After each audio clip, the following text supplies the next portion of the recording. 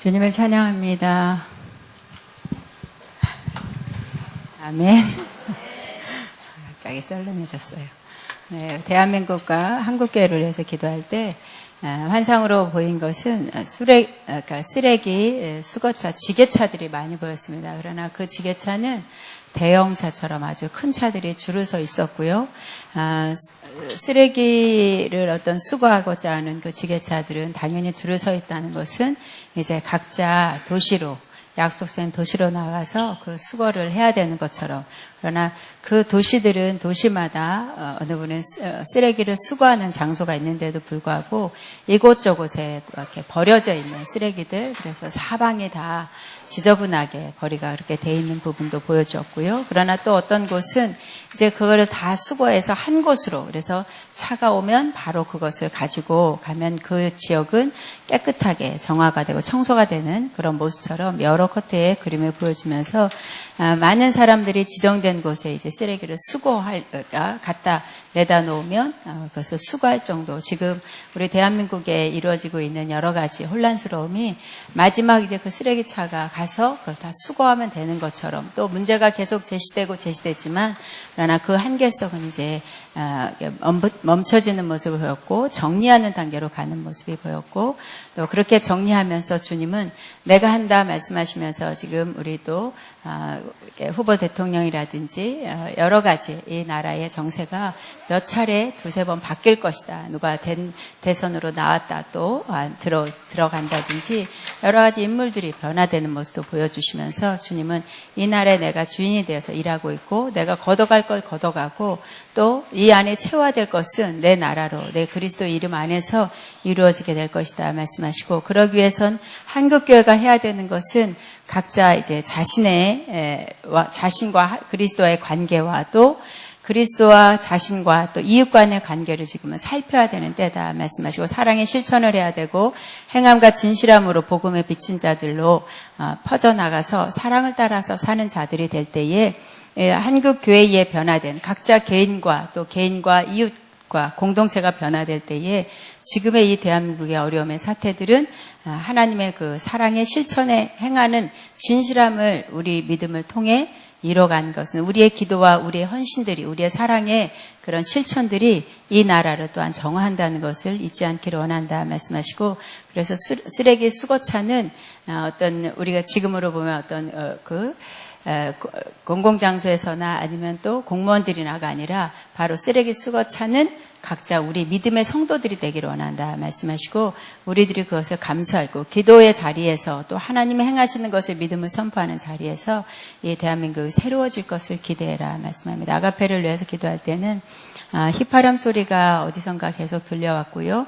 그것은 어떤 가락 있는 소리로 들려왔고, 그래서 세밀하게 듣다 보니까 찬송가 가락이었습니다.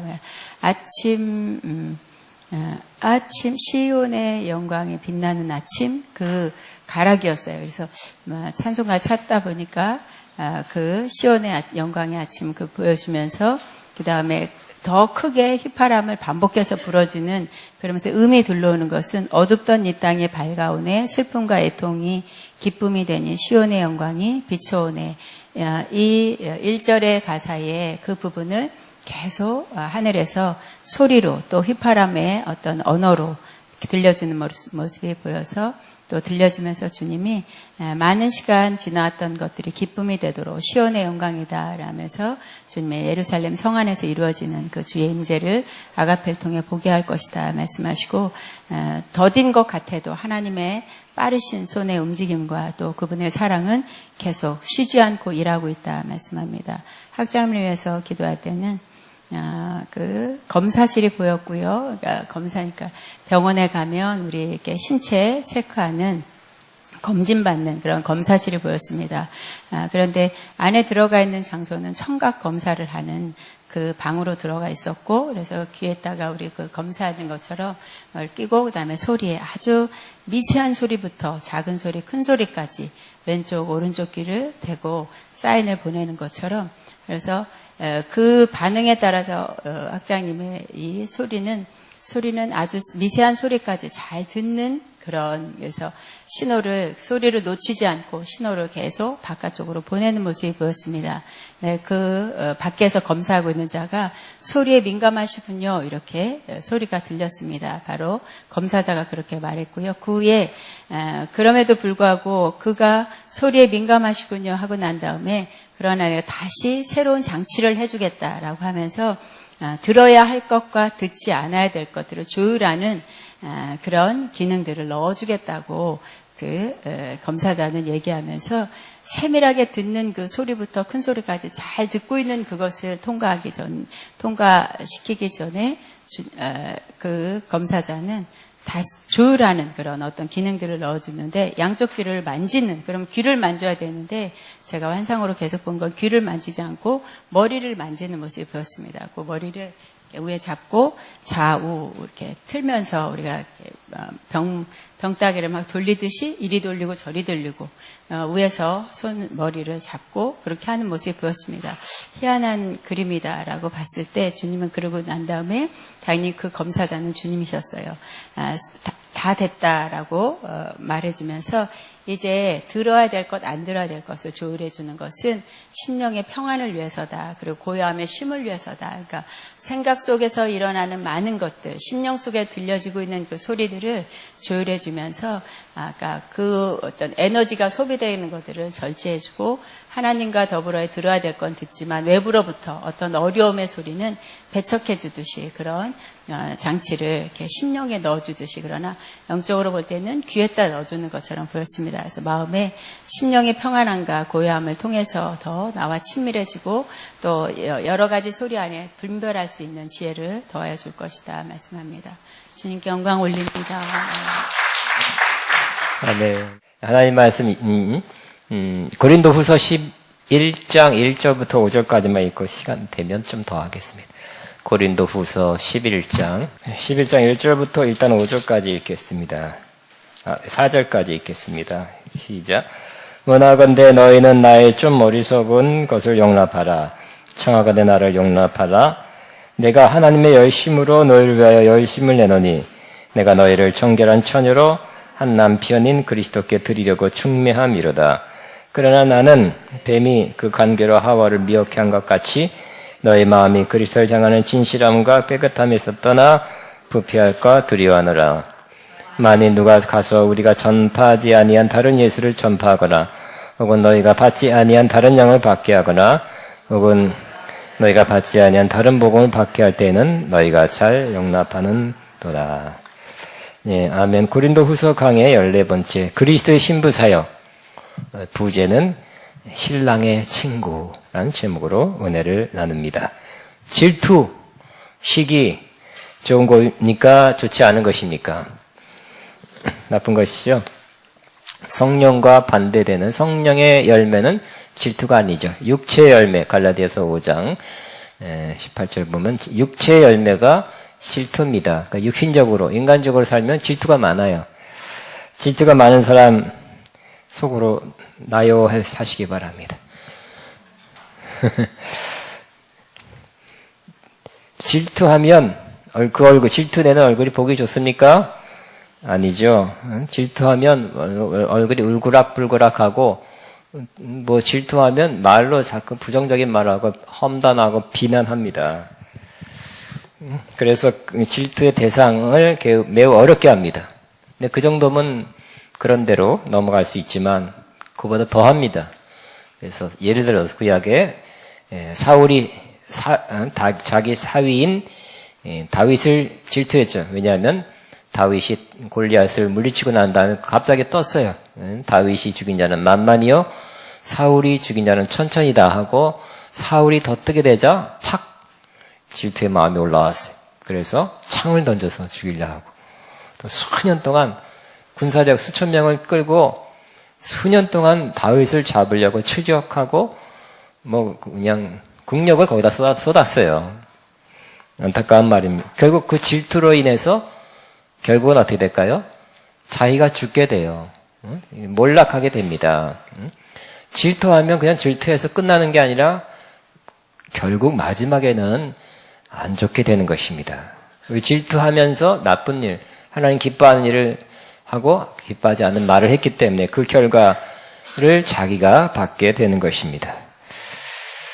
그러나 성경에 뭐라고 되어 있어요? 하나님도 질투하는 하나님이라고 말씀하고 있습니다. 이게 어떻게 된 겁니까? 하나님은 질투하는 하나님 맞습니까? 생각나죠? 어디에 있습니까? 출애굽기 20장에 있죠. 4절부터 5절까지 보면 거기 우상을 섬기지 말라. 이 땅에 있는 모든 피조물의 형상을 만들지 말라. 절하지 말라. 그리고 나서 하신 말씀이 내 하나님 여호와는 질투하는 하나님이신즉 따라하면 내 하나님 여호와는 질투하는 하나님이신즉 그죠? 예, 질투하신대요. 야, 하나님도 질투하나. 나를 미워하는, 그래서 질투에서 보복이라고 할 수 있을까요? 하여튼, 질투해서 우상숭배하는 자에게는, 하나님이 질투해서 뭐 어떤다고요? 저주를 내리는데 3, 4대까지, 그냥 그대가 아니라 3, 4대까지 다 내려서 멸하신다는 것입니다. 나를 미워하는 자, 그러니까 우상을 섬기는 것을 뭐라고 표현했냐면 또 다른 표현으로 나를 미워하는 자의 죄를 갚되 아버지로부터 아들에게까지 3, 4대까지 이르게 하거니와 그랬어요. 물론 구약시대입니다. 율법시대. 그래서 하나님도 질투하는 하나님이라는 것을 분명히 말씀했고요. 하나님의 백성에게 질투를 바랄 수 있다는 것을 우리가 다시 한번 상기하게 됩니다. 다른 신을 섬기고 다른 우상을 섬긴다는 것은 참신 또 창조주 하나님, 우리 아버지 하나님, 우리 남편이신 하나님을 구약 관점에서 마땅히 하나님을 여호와 하나님을 섬겨야 되는데 다른 신을 섬긴다는 것은 하나님을 미워하는 마음이 생겼다는 거예요. 사랑하는 마음이 없어지고 저쪽 우상, 저쪽 신을 사랑하는 마음이 생겨서 거기 절하고 섬기게 되었다는 것입니다. 그래서 하나님께서는 어떻게 한다고요? 그 죄를 갚아준대요. 저절한 말은 없네요. 죄를 갚는데요.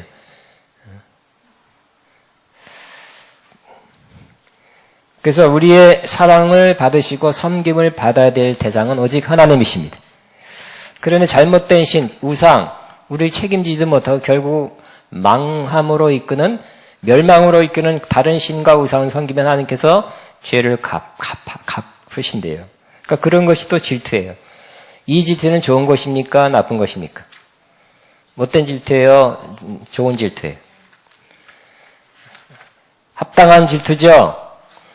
하나님이 만드셨고 하나님을 사랑하고 하나님이 언약을 주셔서 결국 언약을 지키면 좋은 축복을 해주시고 끝까지 영원까지 책임지신다는 하나님을 싹 돌이켜서 다른 신을 섬겨 다른 우상을 섬긴다는 것은 말도 안 되는 것이 합당치 않다는 것입니다. 근데 그렇게 돌아섰을 때 다른 신을 섬기고 다른 우상을 섬겼을 때 하나님은 질투한다는 거예요. 그러니까 이 질투는 결국 어떤 것이 있다는 것을 나타내냐면 하나님의 백성을 사랑한다는 것을 사랑하기 때문에 질투한다는 것을 알 수 있게 되는 것입니다. 내가 누구를 사랑해요. 근데 그 사람이 딴 사람을 사랑하면 질투가 나요, 안 나요? 몰라요? 알아요? 예. 그런 것과 같아요. 유사합니다. 근데 만일 딴 사람을 사랑해도 상관없다. 그래? 상관없어요. 그러면 사랑하지 않은 거죠. 그죠? 마음이 없는 거예요. 네가 누구를 사랑하든 내가 무슨 상관하냐? 그거는 사랑하지 않은 것이죠. 사랑하기 때문에 질투도 일어나는 것이. 그런데 이 질투, 하나님이 가진 질투와 유사한 질투가 누구에게도 있었냐면 사도 바울에게도 있었다는 것을 알 수 있습니다. 이 사도 바울 남자인데 오늘 본문에 뭐라고 되어 있어요? 내가 하나님의 열심으로 너희에게 열심을 내노니 따라합니다. 하나님의 열심으로 내가 너희를 위하여 열심을 내노니 시작. 내가 하나님의 열심으로 너희를 위하여 열심을 내노니 그 열심이라는 이 단어가 젤로우인데 이 헬라어 젤로우는 열심이라기보다는 더 정확한 번역은 질투, 시기로 번역해야 더 좋다고 몇몇 학자들이 말하고요.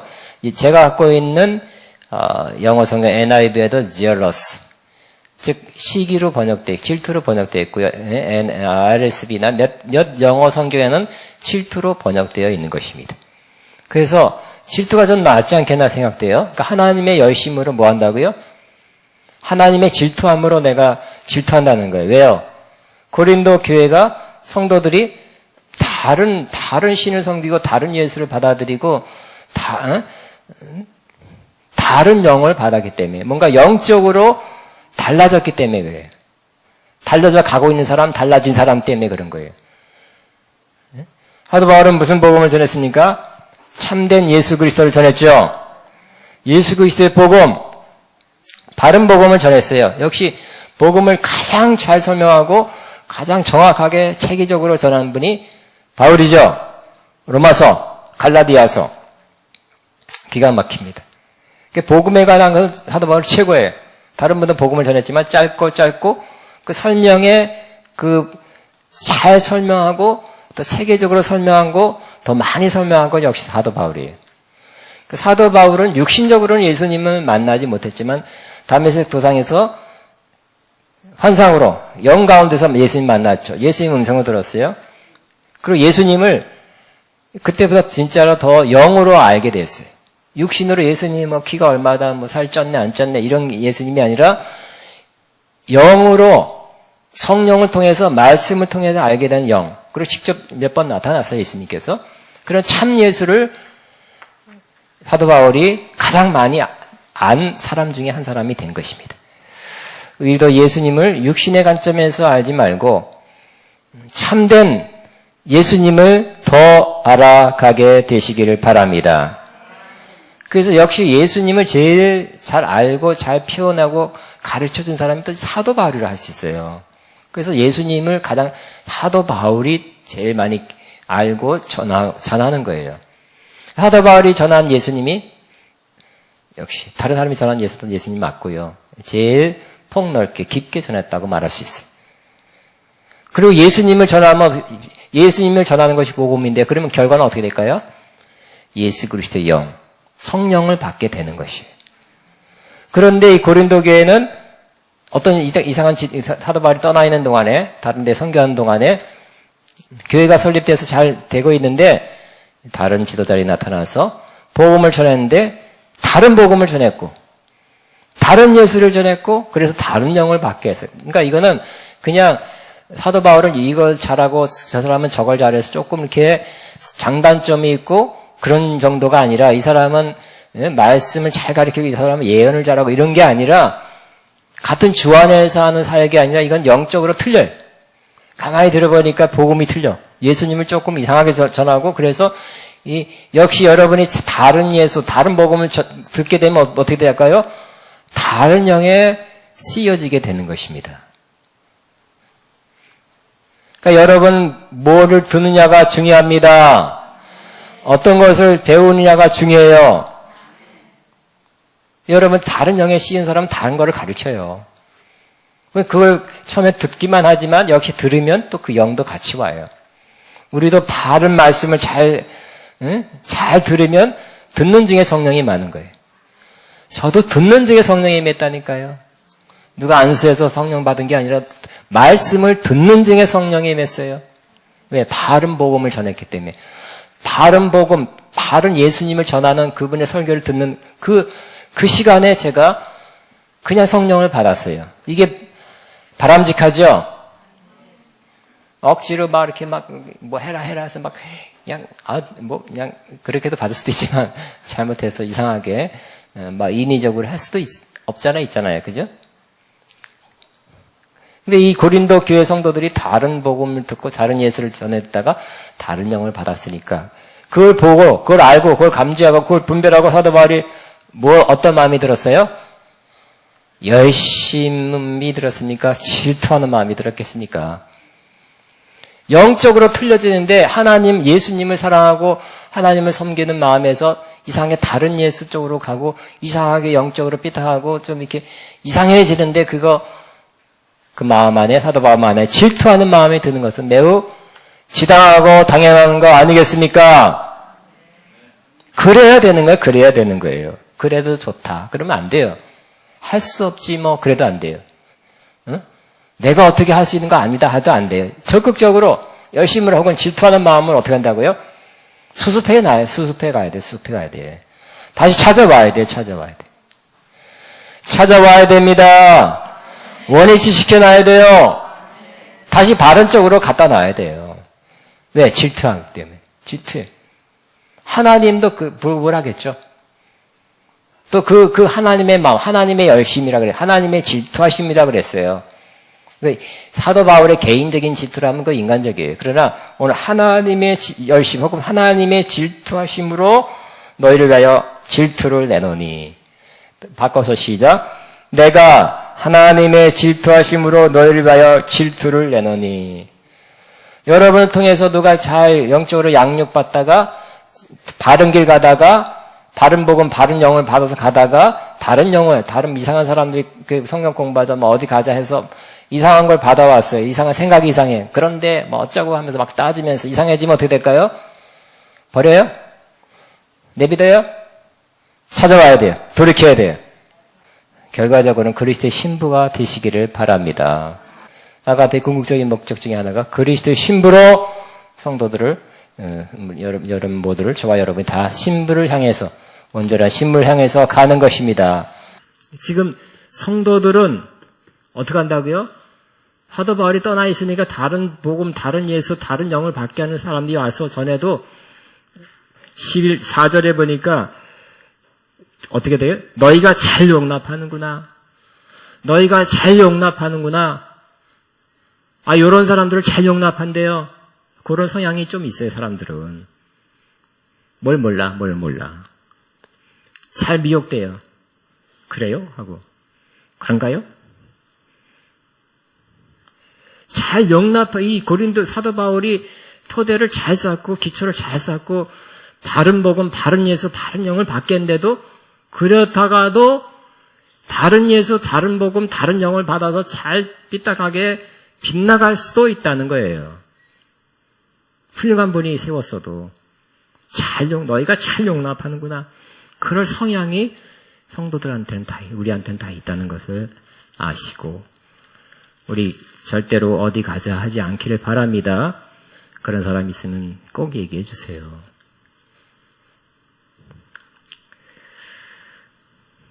다시 2절을 들어가면 내가 그래서 사도 바울이 하나님의 열심으로 혹은 하나님의 질투하심으로 너희를 가하여 열심 즉 질투하노니 왜 그런다고요? 너희를 정결한 처녀로 한 남편인 그리스도께 드리려고 중매함이로다. 내가 너희를 정결한 처녀로 한 남편인 그리스도께 드리려고 중매함이로다. 사도 바울이 어떤 역할을 했어요? 성도들을 그리스도께 드리려고 중매했다는 거예요, 중매. 그래서 이 사도 바울의 그 궁극적인 마음속 가장 깊은 것에 어떤 마음으로 어떤 심정으로 목회하고 사역했나 그 가장 중요한 그 밑바탕이 드러났어요. 아주 좋은 겁니다. 주님의 마음입니다. 뭐라고요? 바로 너희를 정결한 처녀로 한 남편인 그리스도께 드리려고 중매함이로다. 중매했다는 거예요.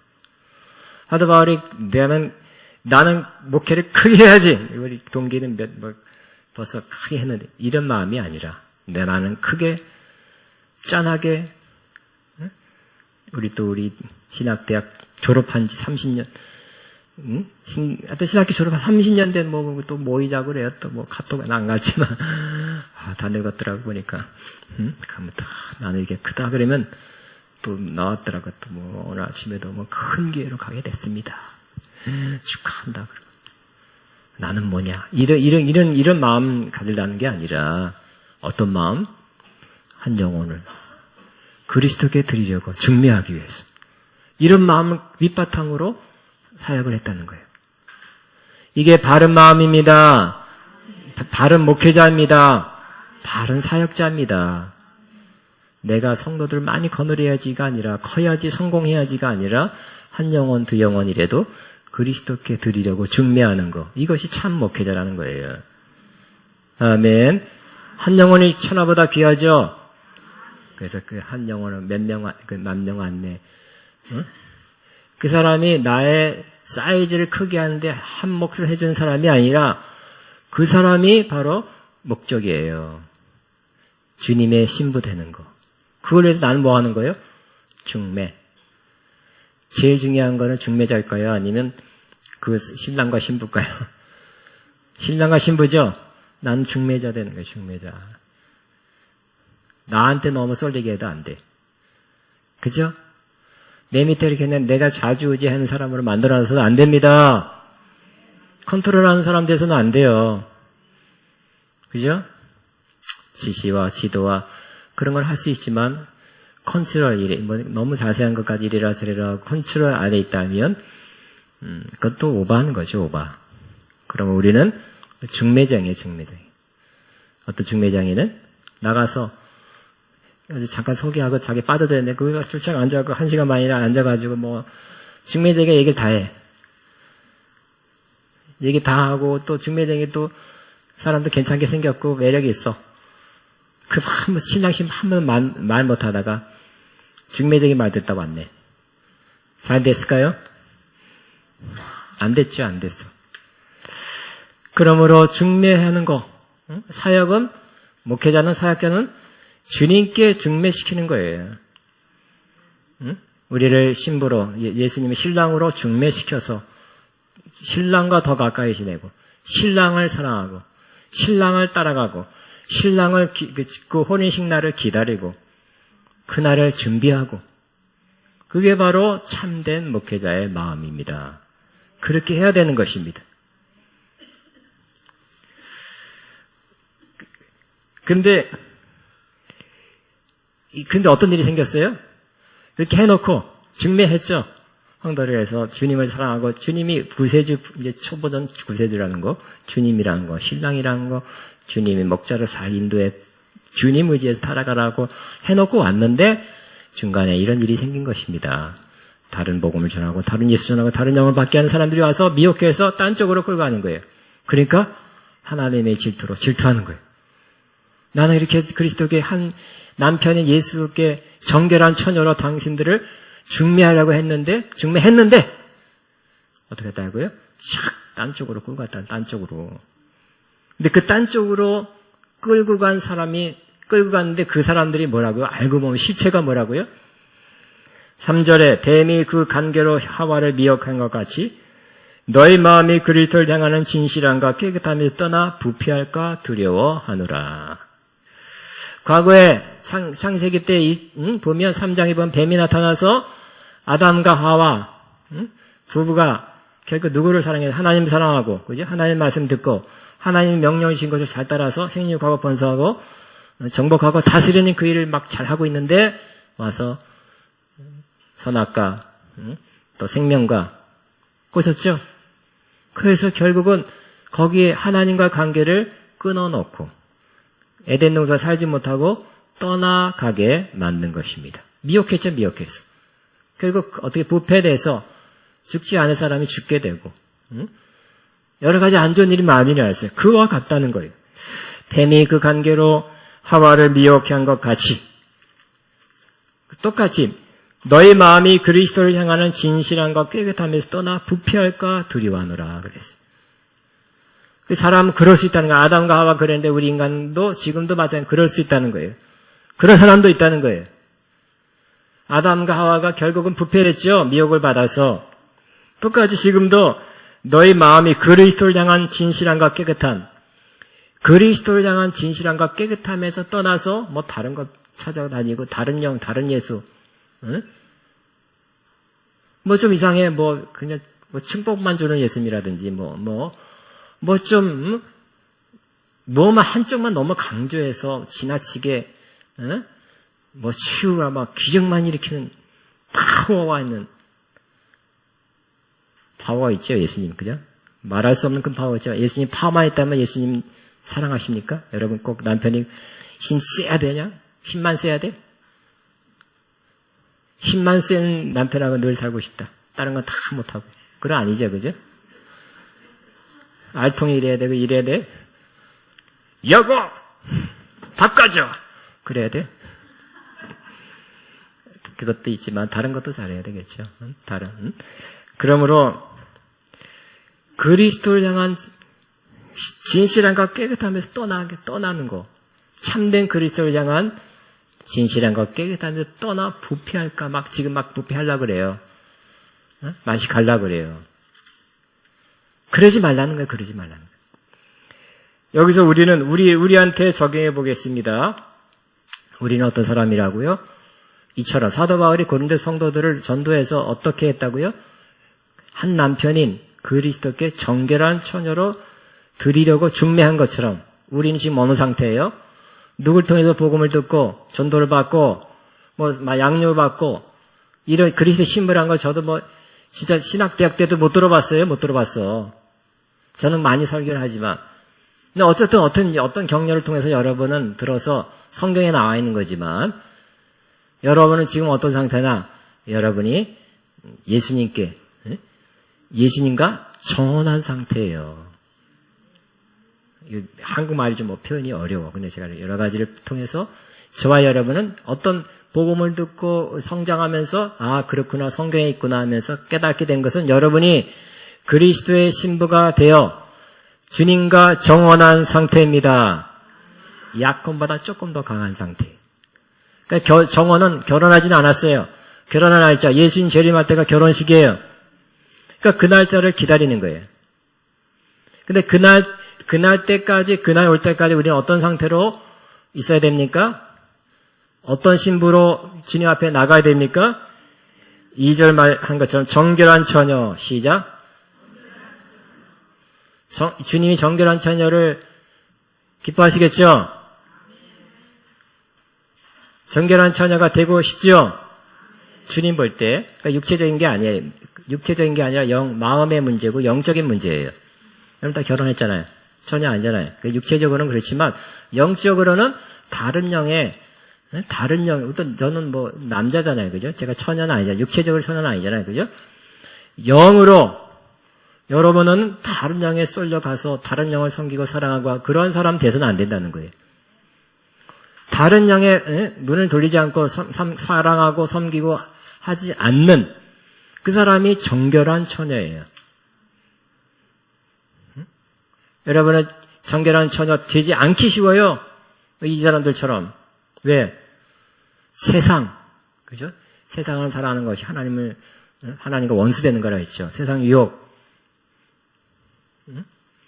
그러므로 우리는 이 세상 유혹, 다른 영은 안 섬겨도 세상 유혹, 아주 우리를 유혹하는 것도 여러 가지 있는데 그것을 다 물리치고 오직 정결한 처녀, 주님을 향하고 주님을 사랑하고 주님께 관심을 기울이고 그날 혼인날을 기다리는 그러한 정결한 처녀 되어야 되는 것입니다.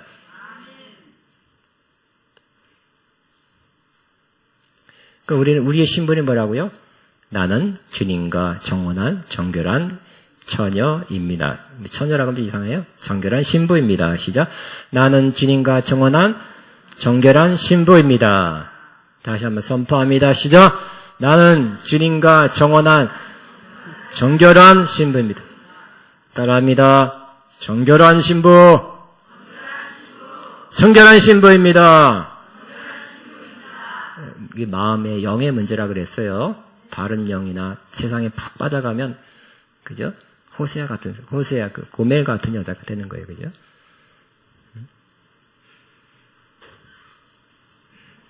그런데 이게 항상 그 정결한 처녀는 3절에 보면 뭐가 있어야 된다고요? 그리스도를 향하는 진실함과 깨끗함이 있어야 돼요.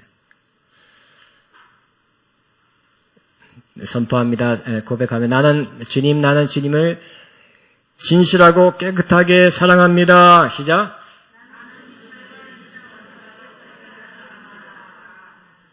근데 100% 그랬다가 나중에 또 누구 말을 듣고 또 어디 가서 듣고 뭐 어떻게 하다 보니까 그게 또 진실함과 깨끗함에서 떠날 수 있다는 거예요. 떠날 수 있다.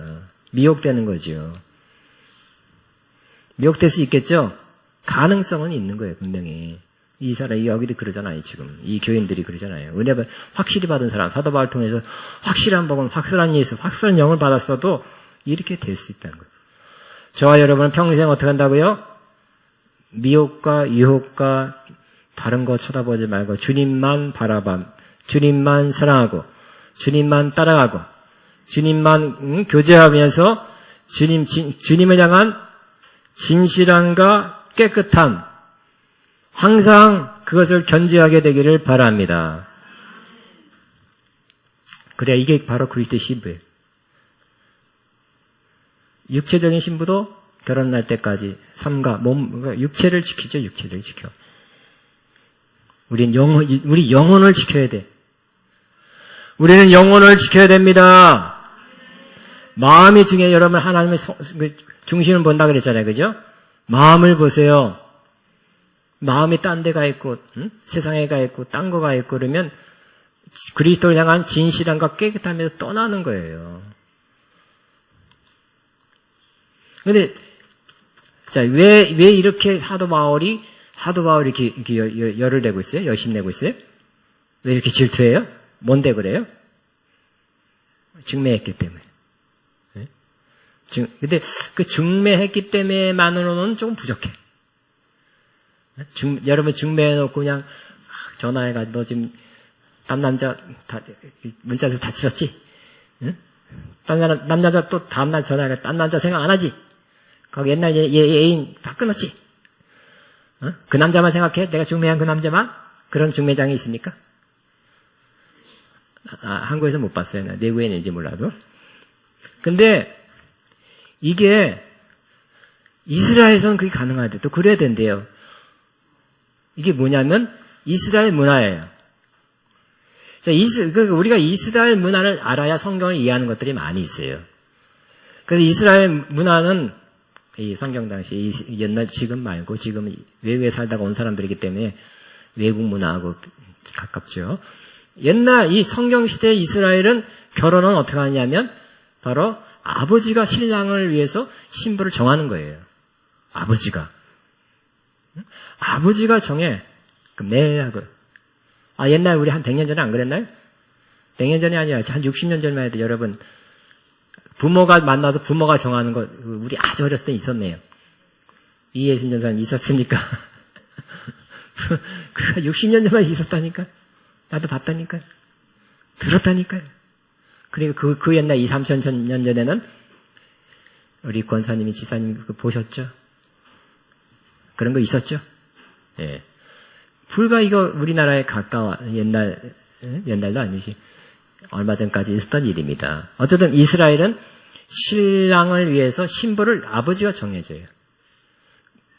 그렇지만 정하지만 그때부터 정혼을 하게 되면 법적으로는 부부지만 따로 같이 살지 않고 따로 살아요. 결혼식 날 전까지 따로 살아요. 근데 그동안 열심히 뭘 하느냐? 신랑은 이 같이 살 집을 마련하는 거예요. 같이 살 집에서 신랑은 열심히 그날을 위해서 열심히 우리 집을 마련하는 거예요. 자기 집을 마련하는 거예요. 준비 다 되면 어떻게 될까요? 그다음에는 그때 밤이라도 이 성격 급한 이 신랑은 밤에라도 오는 거예요. 밤에라도 끝하고 달려오는 거예요. 그렇겠죠? 그래야 되겠죠. 신부를 만나고 싶은 마음 꿀떡 같아서 충만해서 그래. 탁 달려와요. 달려오는데 그러면 그 집을 마련해서 결혼한 그때까지 신랑의 친구라는 사람의 또 역할이 필요한 거예요. 신랑의 친구는 뭐 하는 사람이냐? 그때 어떤 역할을 하냐면 바로 신부를 잘 지키고 보호하는 역할을 한대요. 네, 그냥 옛날에는 육체의 순결이 중요한 거예요.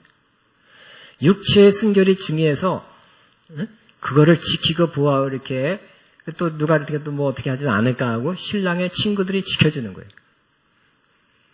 그러니까 지금 이 사도 바울은 이 이스라엘 문화권에 살았잖아요. 그죠? 육체적으로 이런 관습, 문화 속에 살아서 어떤 마음으로?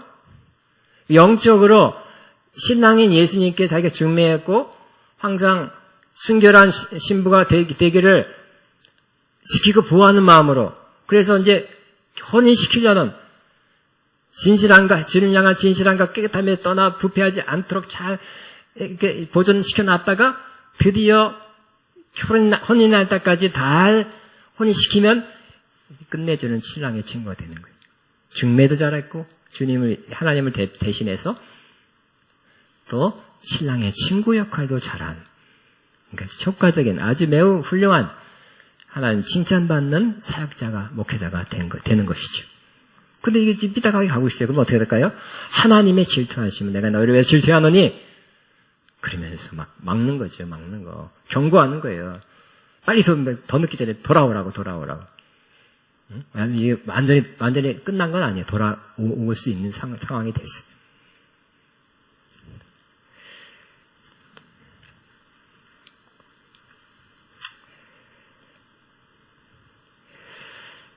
신랑의 친구. 따라하면 신랑의 친구. 이 신랑의 친구라는 개념은 제가 구체적으로 설명은 여기서는 그래서 신부라는 건 많이 했는데, 신랑의 친구라는 거는 문화적인 거였고 제가 좀 이해가 부족했는데 알게 됐어요.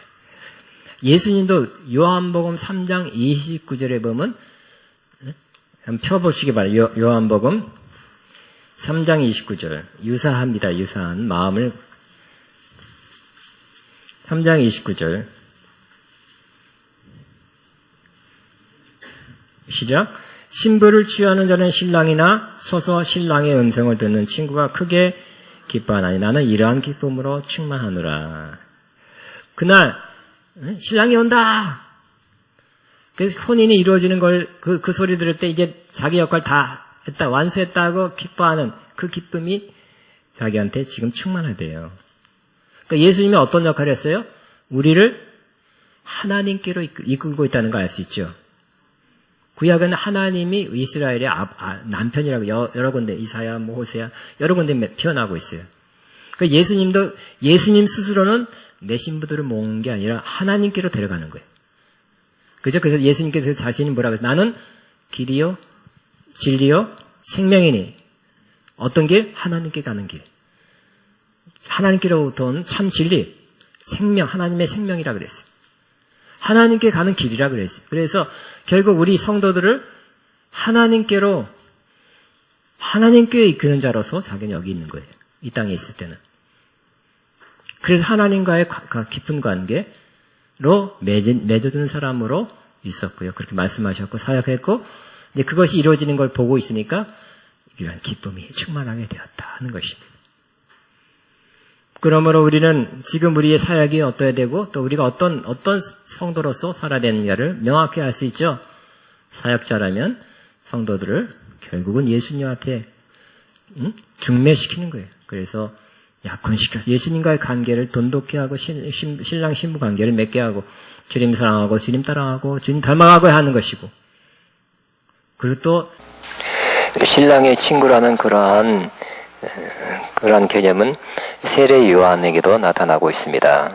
세례 요한은 예수님 앞서 보내심을 받은 자고, 그의 사역의 그 중심이, 깊은 중심이 바로 신랑의 친구로서의 주님을 소개하고 영혼들을 주님께로 이끌어서 신랑 대신 주님과의 깊은 관계, 교제 속으로, 또 연합 속으로 이끄는 그 사역이라는 것을 나타내주고 있습니다.